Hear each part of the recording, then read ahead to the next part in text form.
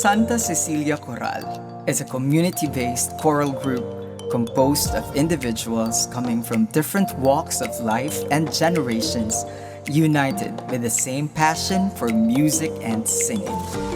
Named after the patron saint of music, Santa Cecilia Coral was established in the year 1998 and has done the rounds of being a resident choir in various parishes and church communities in Davao City.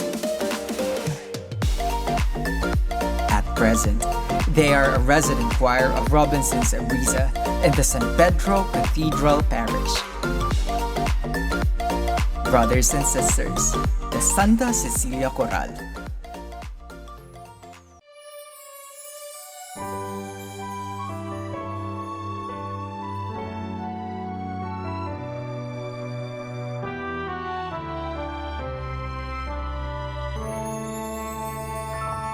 Si Jesus ang man sa kinabuhi, nagikan sa langit, ang mukaon sa iyang unod, may kinabuhing dayon.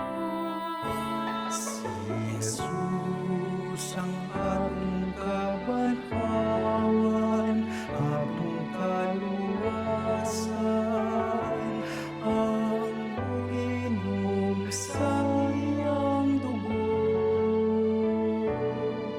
Mabuhay siya sa dayon.